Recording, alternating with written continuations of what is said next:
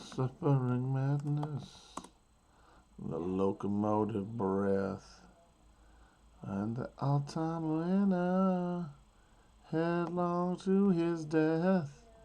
And feel the piston scraping and wiping off his brow. Oh, thank God I stole the handle, 'cause the train it won't stop going, though it could slow down. Yeah. In the suffering madness, the locomotive breath, and the all-time winner, headlong to his death. You can't stop Gidgeon's Bible. Open at page 1. I thank God he stole the handle, 'cause the train won't stop going. Yeah.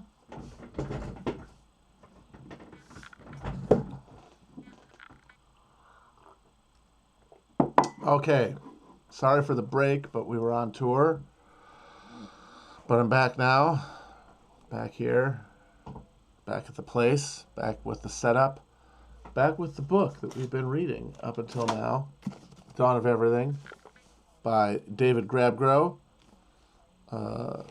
Chapter 8 is this week's chapter.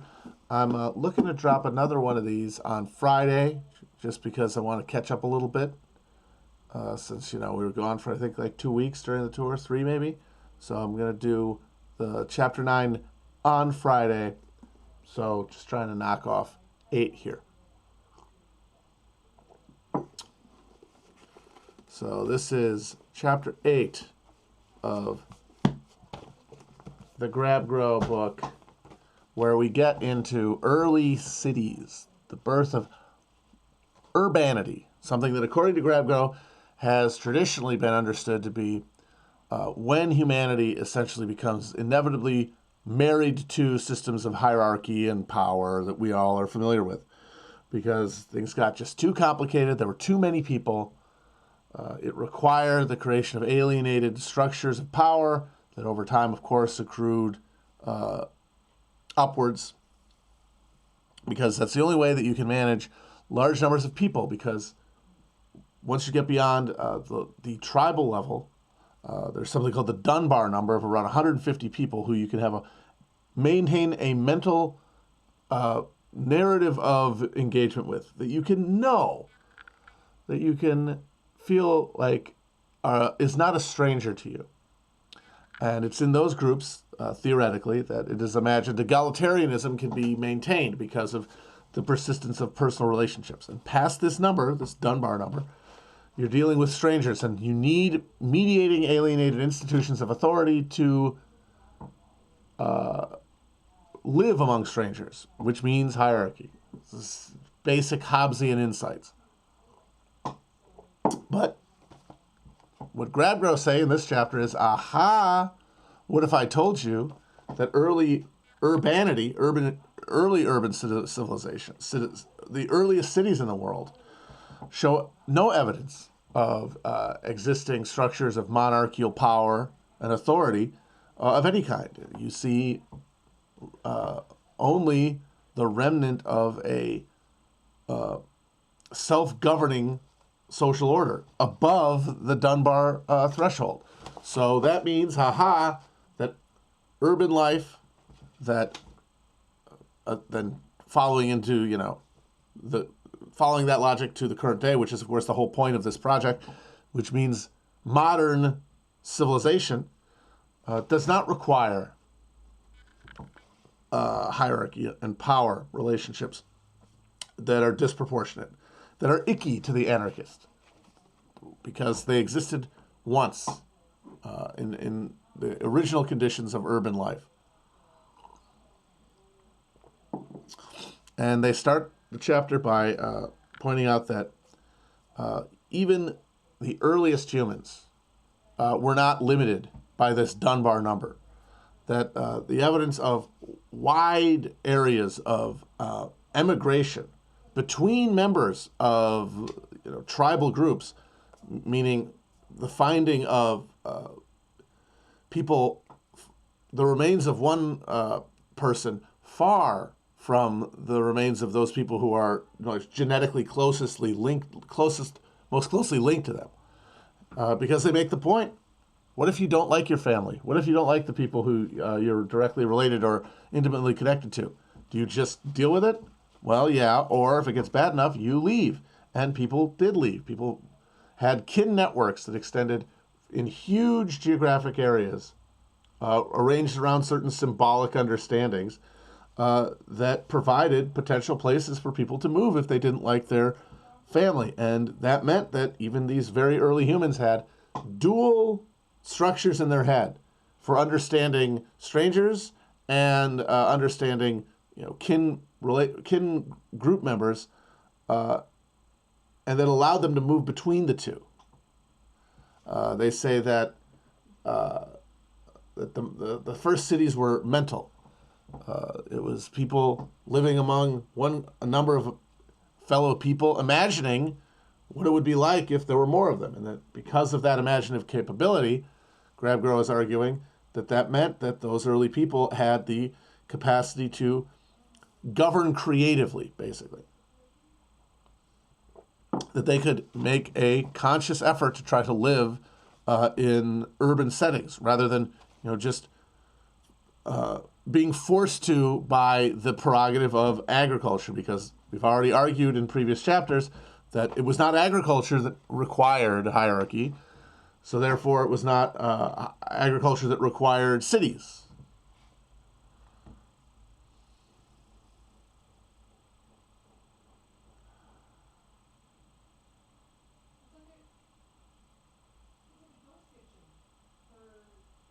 And to show evidence for this point, Grabgrow points to evidence of the very first cities in Mesoamerica and in China, which we find emerging centuries before any evidence of the sort of necessary social structures and social hierarchies that we associate with urban living.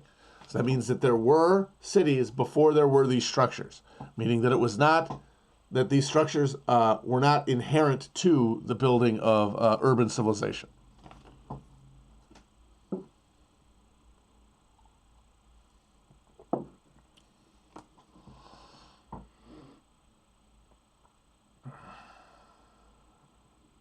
And in addition, forgetting these places that are acknowledged to be early cities, Grabgrow then points to a different group of sites discovered in Ukraine that are in the literature not understood to be cities, but rather mega sites, where you have thousands of homes organized in a plan, like around a geographic structure. But because of their very lack of the things that we associate with cities, their lack of public facilities of any kind, the lack of palaces, they don't get called cities. They get called megasites. And some of these, the way that these megasites are arranged is in these concentric circles of home building, where these Watt and Dauble homes are put together in roughly the same size, without any, and then a large central empty area where there's nothing remaining. That could have been a public space, but whatever was built there was not built there to last the way that the homes were. And no evidence of any variation here. No palaces, no central storage facilities for communal resources to be reallocated from a center. And Grabgrow take an interesting, I think, diversion to talk about persistent social relationships in the Basque country, where ancient traditions of sort of peasant communalism persist in the towns, in the villages, where it is this very circular structure of home building that allows for essentially a geometric governance structure that enforces horizontalist decision making by allowing a relationship to be developed and to be affirmed ritually with neighbors to the left and right who have like direct ritually reinscribed social obligations that flow left and right and that flow throughout the whole circuit. And it's, that they do this to sort of suggest, well, this sort of thing could very well have been the governing structure of these Ukrainian early cities. Again, no proof, playing fast and loose, building just another just so counter narrative to replace the one that we have had to this point. And as I say, they're refreshingly honest about that, which I appreciate. I mean, you can still argue that the project is wrong and that the kind of the moral of the story is a bad one to have politically, but that's different, than arguing about, narrow truth and falseness of specific narratives, because they're pretty upfront that this is about counter narrativizing and counter mythologizing.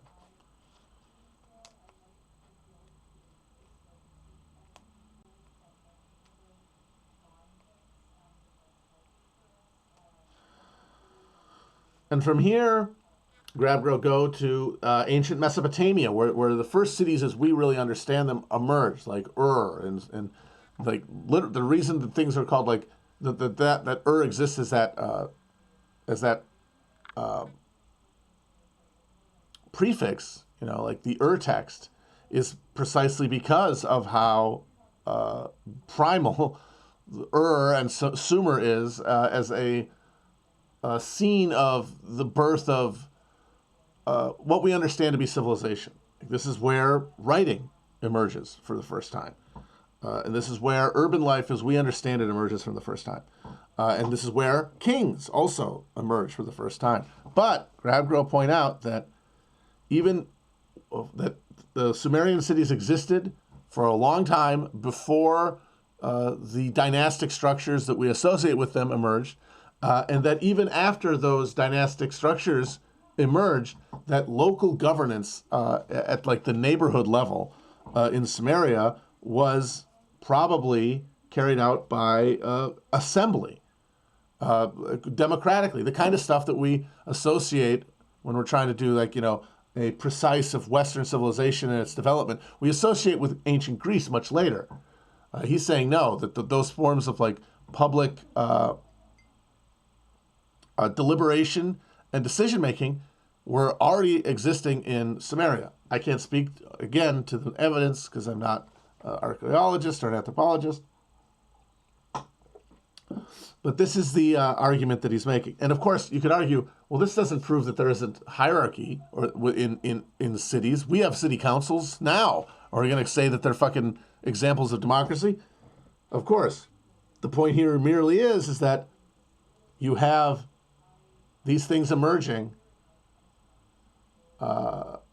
these structures of governance existing before the imposition of kingly power, suggesting that they might have had more like real capacity for governance, more sovereignty, and that therefore urbanity can coexist with a genuinely like democratic polity. That's the claim anyway. And speaking to the question of writing, Grabgirl surmised that the concentration of writing that you see in early Sumeria is around these public temples, which served essentially as factories of branded and homogenized goods, like packaged goods that were then distributed, presumably. And that language evolved and was used most intensely to facilitate the bureaucratic business of distributing this output, which is very interesting. And presumably this ritualized process is how legitimacy adhered to whatever structure of governance emerged in the urban context. Because, if we do have this bifurcated understanding where we have our Dunbar number peer group, and then we have fellow citizens of an urban area, there's going to have to be some sort of governing structure there that is not individual and personalized. And that's where you get things like, presumably, public assemblies and deliberation processes. But then you also have a civic bureaucracy. And they imagine that civic bureaucracy essentially manufactures consent for its authority through the distribution of these goods, which, as I said, were branded literally with symbols associated with the city.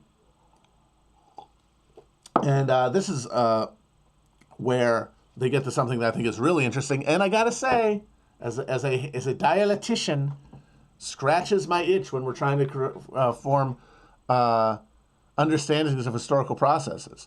Grabgrow at this point suggests that a lot of the things that we do associate with the dynastic rule that will come to dominate eventually early Mesopotamian civilization emerges in essentially warrior kingdoms on the periphery of the trade zone of the Mesopotamian cities. So the Mesopotamian cities, once they emerge, begin to send out feelers to essentially colonize areas around the city to provide nodes in a trade network. And that the produce of these public temples likely was part of this trade network, the creation of this trade network. But that at the periphery, and in some places that started off as colonies and then collapsed, you see the emergence of these warrior cults. These and in them you probably see the creation of the first epic tradition of heroism that becomes ingrained in Western civilization. Becomes a deep archetype. And while it was often suggested that that kind of hero society never actually existed, Grabgrow suggests that on the periphery of the urban development, this, as they imagine it, egalitarian urban settled civilization, you see this antithetical way of life emerging. People who have the same way that the austere California Indians reacted to the Pacific Northwest potlatch culture by creating societies that scorned material consumption and valorized labor. You see a situation here where the settled egalitarianism gives rise to cults of warrior prowess and military valor and hunting ability and the hierarchies that go along with that. And they don't say it in the chapter, but you could perhaps trace the emergence of urban hierarchy to the eventual conquest of the urban center by one of these or collections of these warrior kingdoms on their periphery.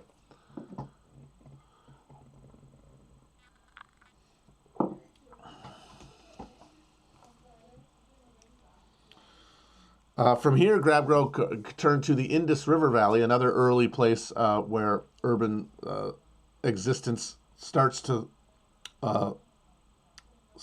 develop. A very interesting case of early cities that, rather than show the egalitarian structures of the Ukrainian megacities, are geographies of hierarchy, specifically where you have an upper citadel of public of monumental public architecture based around baths, giant ritual baths, and then a lower city that is literally situated below, where you see as sort of a merchant social order emerging, suggesting castes, ritual castes separating the people in one area from another, but not, according to Gravegrove, suggesting that inherently and necessarily that this means a asymmetry in power between these castes. Once again, in the interest of building a counter narrative, they do not argue that the castes of these early Indus Valley civilizations were necessarily not that those castes did not necessarily have unequal political influence in the management of affairs of the city. He merely says that you can't assume the alternative. You can't assume, as has been the case until now, that they must have, that there could be a play in there. And this is where you can see them really starting to squint at things. And I think this is about halfway through the book, which is, from what I understand from other reviews, when they start making a much more pointed and emphatic argument for horizontalism as a social structure. And you can already see the argument straining to move in that direction here with the talk about the castes in these early Indus Valley cities. And they close the chapter with a very interesting discussion of the early cities of China, which very quickly turned into regimes of violent hierarchy based on rituals of human sacrifice, that vast inequality of lifestyle and status that is easily examined in the archaeological record. Just pits filled with decapitated sacrifice victims and shit, richly adorned graves of the aristocrats, and literally nothing even provided for the corpses of the commoners. But that these Chinese cities saw a collapse, and not just a collapse, evidence of the ruling class of the cities being literally seized, tortured, executed. And that in the ruins of these, former citadels of god kings, the monumental palatial areas being invaded by the structures of the city, it's the rest of the city, and the residential area sort of growing out of its confines, and that this is generally referred to in literature as just a collapse and of anarchy. But Gravegrove suggests, what if this is the beginning of the concept of urban revolution, and that what we're seeing in the aftermath is not anarchy, but it is an attempt to, by a community at large, to govern collectively, having overthrown brutal and unjust rulers. And the next chapter, which is going to focus on early cities in Mesoamerica, is going to apparently make the claim that that sort of cycle of urban dynastic power regimes being overthrown from below is much older than we imagine, and actually is basically co-invented along with urbanization, implying, of course, again, that alternatives to hierarchical social structures within urban civilizations were always present. And I've mostly just been describing this. I haven't really been offering my own take on it because, I don't know, I'm still thinking. Some of it's persuasive. Other of it, I really don't feel like I know enough to go against it. But it's certainly, and this is the thing about Graeber's work, certainly, is that it's always interesting, which is way more important than being accurate. Because it's only interesting stuff that can make you, churn up your own self-conceptions and challenge them from different angles. All you can really do with information is just put it on the pile if you already feel like you know how things work.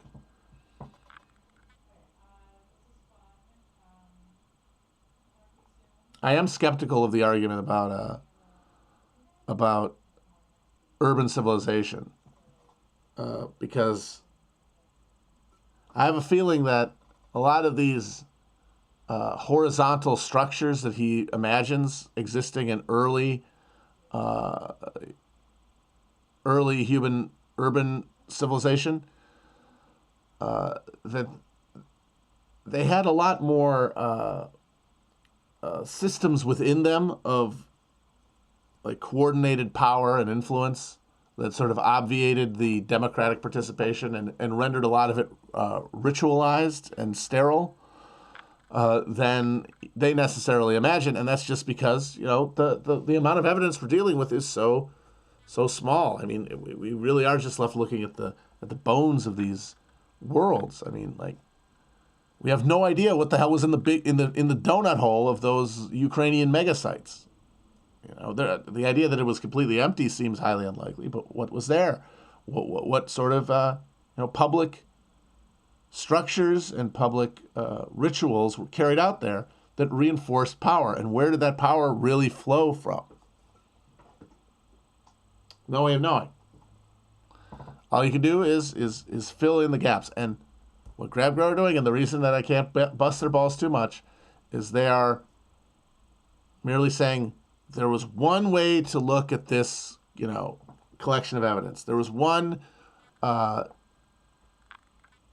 package of insights and projections and leaps and conjectures to patch the holes, to fill the gaps in this record. And they all pointed in one direction, and for very specific reasons, to push a very specific agenda. We merely suggest that you can do it in a different way for a different agenda. And if that's the case, if we could make a compelling argument that this is true, that has the same sort of persuasive power that the one you took for granted did, well, just that very fact in your mind should make you feel that all of the choices in front of you that seem fixed, that seem immutable, might actually be similarly flexible. Might offer a similar capacity to be reimagined.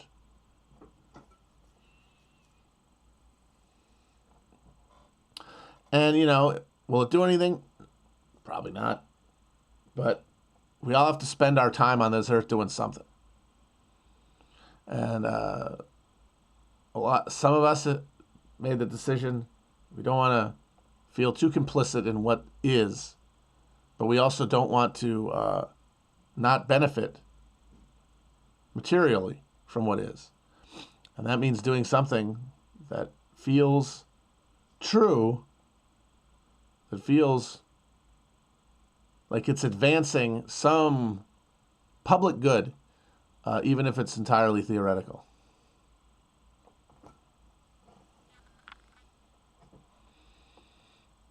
Okay, so that was pretty quick.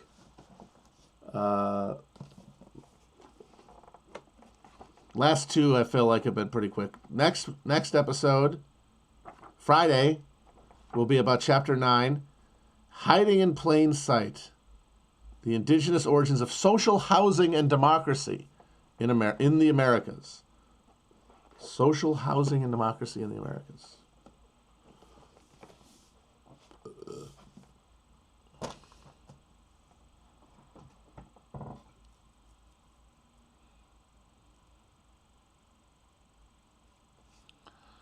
Yeah, the whole project is just to assume that there was such a thing as political subjectivity before modernity, which,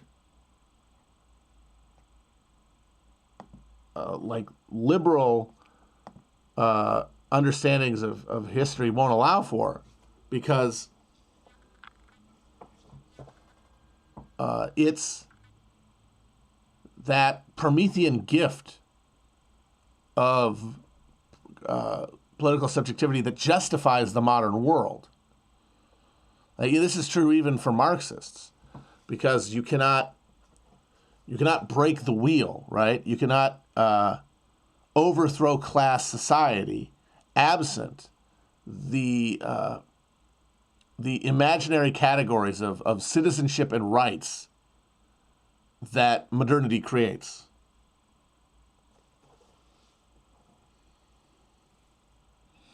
And I got to say, I have a hard time throwing that away.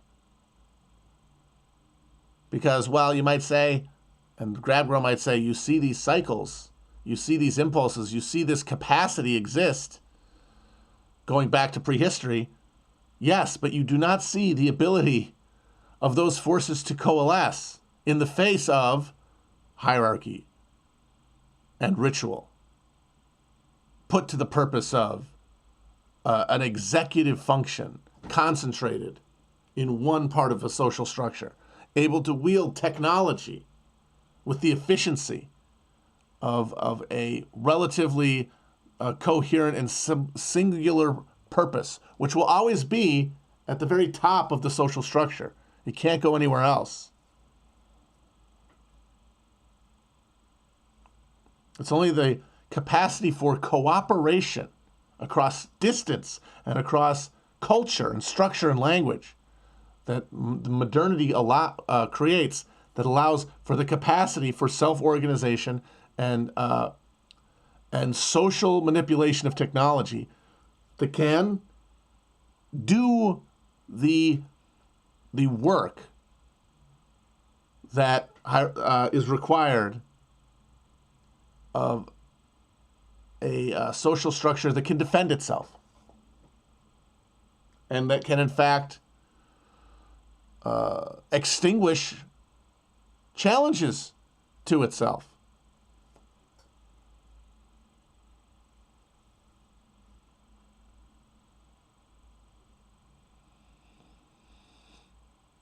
Which is why the funny thing is that, like, honestly, no matter what story they tell in this book or how persuasive it is about how things emerged, how regimes of power emerged, at a certain point, they are irrelevant for the very fact that we are different people than they were. Our relationship to our environment and technology has turned us into different beings, have put a screen between those people and us that might as well be a branching of the evolutionary tree. Like, we might as well be considered different species than them.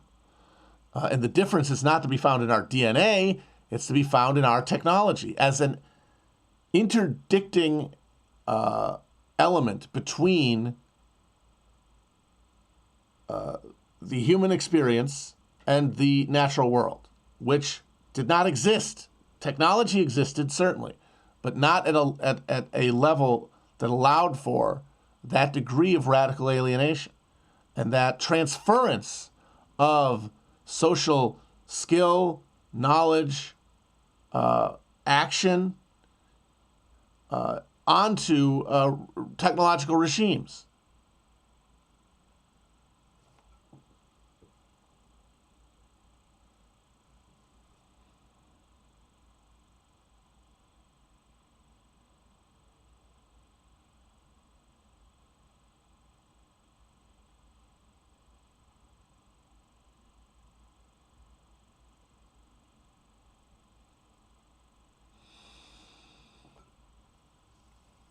Like, I do think, you talk about the Anthropocene, how we live in a world where the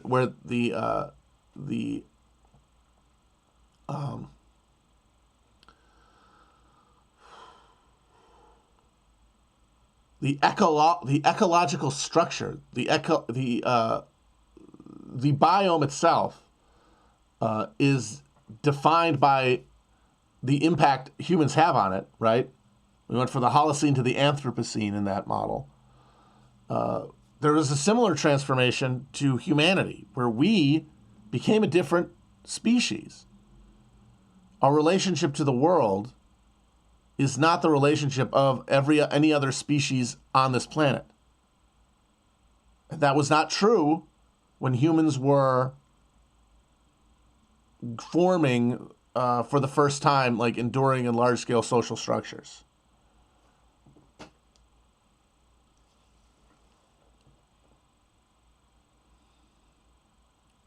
Like, our DNA is fundamentally different. I mean, hell, this is literally true now, right? In the sense that our balls are all filled with microplastic. Like, we're like those crabs that use like soda cans as shells. We've got fucking plastics in our genetic material.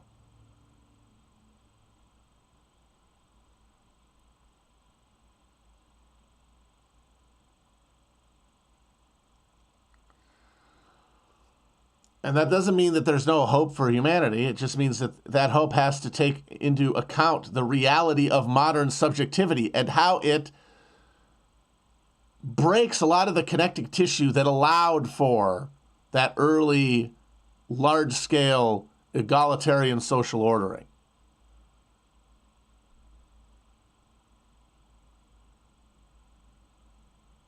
That things like the state, structures like that, are part of a regime of technology that we have grown cybernetically linked to, and which can't be excised without killing the host.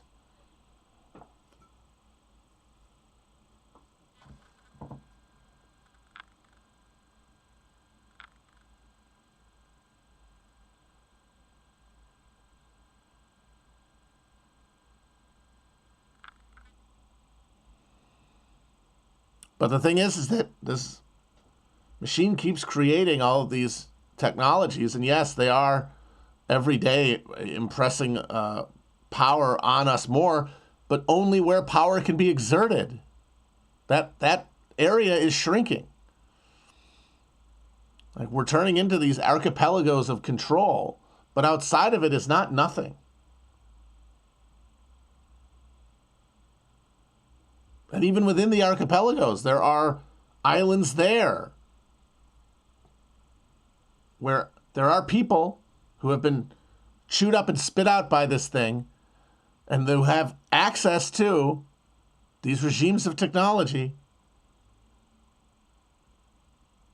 Not at the same level, not able to exert the same power, but able to build alternatives and resist where possible. But the difficulty for anyone who tries to talk about effective political action in this day and age is that you're very quickly talking about stuff that is illegal. You're very quickly moving to resistance in a meaningful sense, as opposed to hashtag resistance, which by definition is resistance that invites state retaliation. How do you talk about that? How do you talk about that publicly? I mean, honestly, if you see people talking about it too enthusiastically and publicly, your instinct should probably be they're a fucking cop. Whom would like to do some crimes? Please speak into my comically large lapel pin.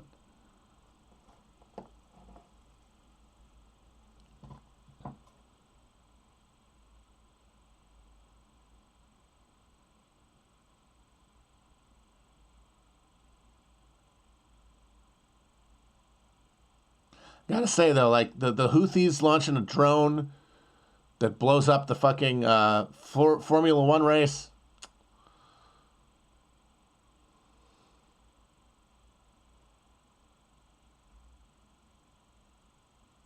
Kind of cool.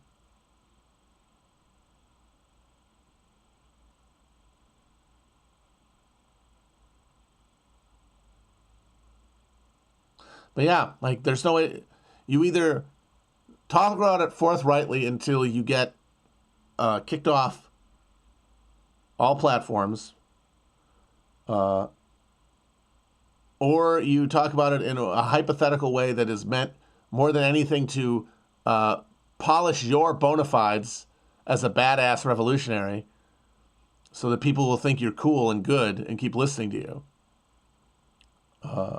Or just, do agent provocateur stuff meant to round up people and provide more make work for the FBI.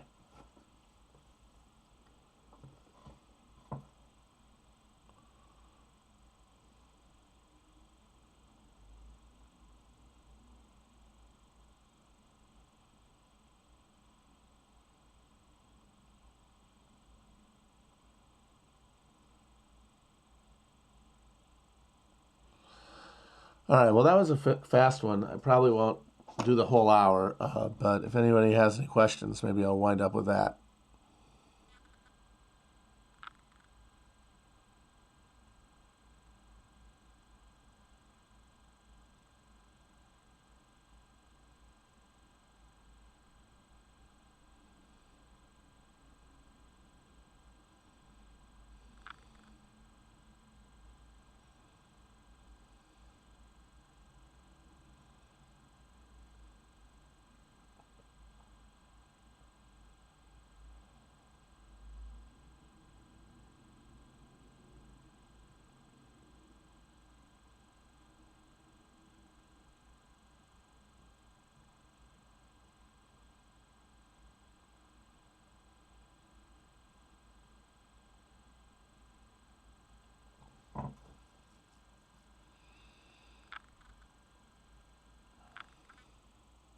That's interesting. Any thoughts on similarities between structures of power we face technologically and historical ones? I really think that in terms of like the basic technological structure of power that we live under. Now I'm not even when you're not even talking about structures, or you're not even talking about like alienated material technology like computers, any of that shit. When you're talking about mere symbols and their socially reinforced meaning, language, the original technology.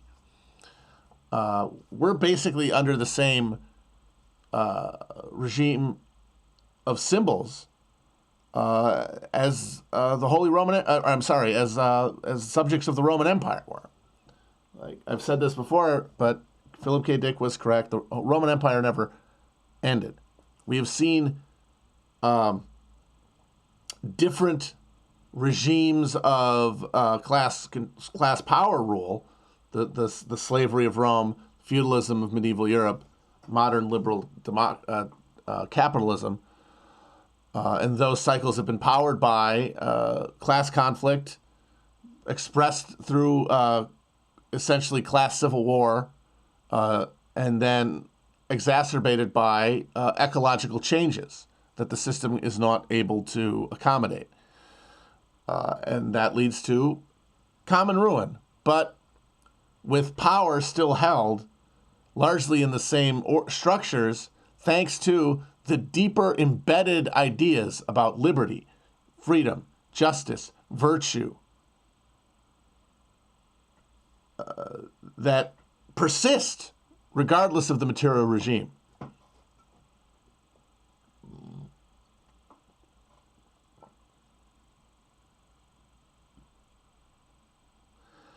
And they can only ever be overthrown by a alliance of class elements led by the working class. And before capitalism emerged, there was no working class to assert its own self-interest. There's only the sacks of potatoes in the countryside and the restive urbanites. So that's why you only get the rock getting pushed up the hill and then falling back down again. But because time is moving forward and entropy is increasing in the system, you have like real revolutionary changes and redistributions of power, but within a iron cage that is enforced conceptually. And yes, the empire just moves west as it seeks to escape the inevitable doom of any geographically and temporally fixed regime of hierarchical power. Because eventually,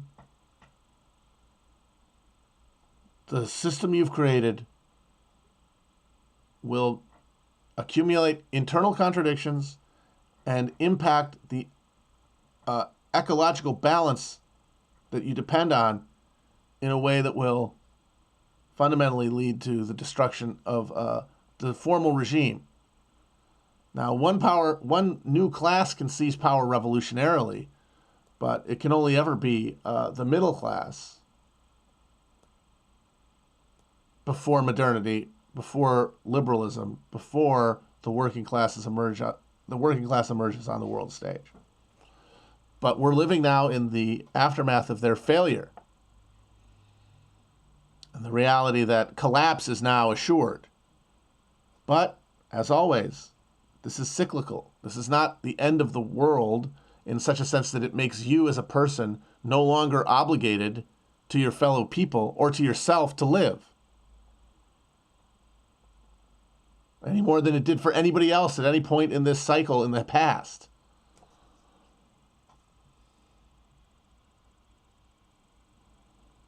If the thing survives, it's going to do it by decamping to Beijing and make its way all the way around the world. If it doesn't, power will fall back to these archipelagos that will be totally deterritorialized. They will all look like each other. There will be no geographic specificity to them. They will be no places, because that's the only place the capital can persist. Is in a deterritorialized nowhere. Like it'll be in specific places, but like those places won't meaningfully be America or Russia or China or whatever the fuck country they're supposed to be in, because none of the things that make that a meaningful term will exist within them. It'll just be money. I think if you go to Las Vegas, you see this very clearly. When they started building the big family-friendly hotels on the Strip in the early 90s with the junk bonds, all those casinos referenced some historically and geographically fixed human civilization, some element of human existence, some part of the greater narrative of human development. The fucking pyramids, Arthurian Europe, or they gestured towards like a style and an era, like the Bellagio is like Italianate. Then you got the Venetian, which is literally medieval Venice with the fucking canals and everything. Paris with the fucking Eiffel Tower in front. But the ones that have been built really since the crash, so in the 20th century, are all completely divorced of any identifying cultural elements. They are just ice blocks. They are just sleek glass rectangles that only represent money.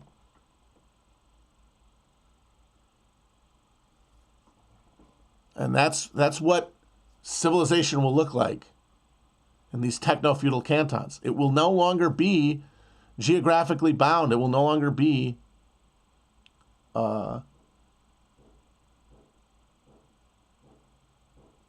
fixed to the land in any sense. Now, of course, this is the structure that is being resisted by all of our nationalist movements running through the world right now, right? Like Putin is on the shooting end of a global war, of a global insurgency of fixed wealth, of extraction industry, largely wealth, against this coming deterritorialization. But it's powered by the same capitalism. All it promises is a more a rapider collapse towards a bifurcated regime where you're still going to have these zones of wealth, but then you're also going to have these places left behind where the rituals of politics are still going to be carried out, and the state will still exist to assert maximum violence, to coerce cooperation with the market. But the victims that it sacrifices are, rather than going to be the victims of, the market, oh so sad, are going to be chosen, are going to be sacrificed. And that sacrifice will be proof of the continued sovereignty of the people in these areas.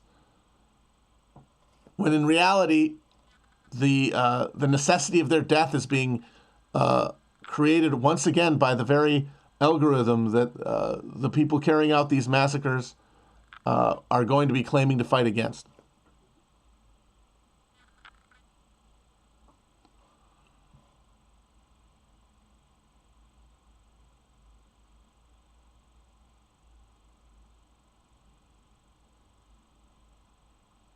Because that is the promise of the global nationalist tide. It is, we're not going to do anything about the property regime, like I said, based in Roman conceptions of value, that is destroying the world and robbing us of our ability to assert any control of our lives.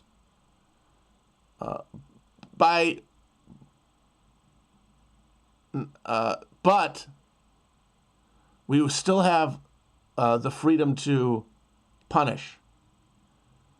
And what the weak-blooded urbanites want is a system where all the bloodshed is carried out technologically and discreetly, allowing us to spend our time fixated on our narrow, nail-gazing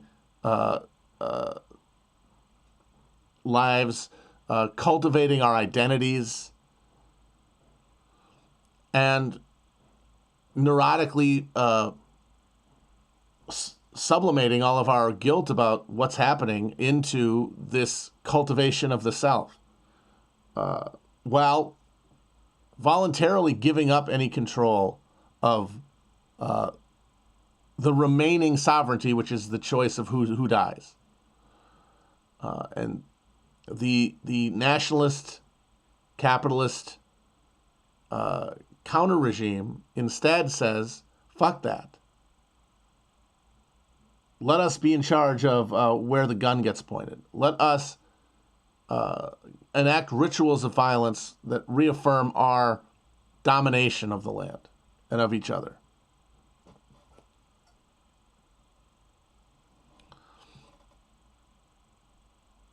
And of course, that's just as navel-gazy and neutered and neurotic as the liberal dream. But it has with it that appeal of action. And some people are going to be, for reasons of individual experience in life, drawn to that.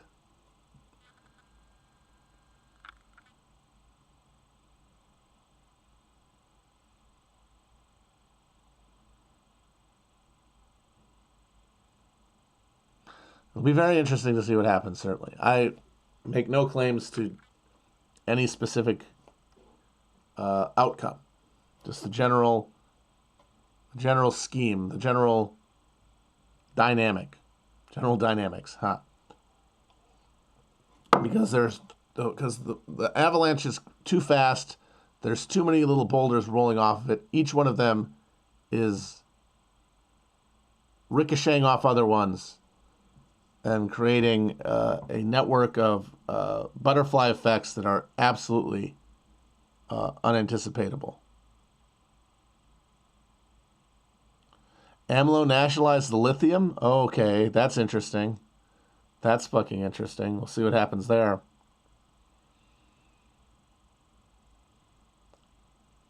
He's also very popular, which is interesting. Like he's got actual like support among voters.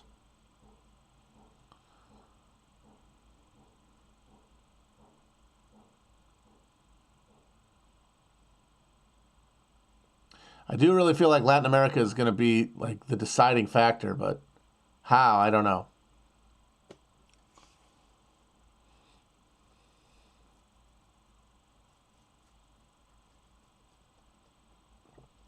All right. I think that's good for today. Friday, we'll read chapter 9. And we'll talk about how they started building public housing in ancient Mesoamerica. So that'll be interesting. Bye-bye.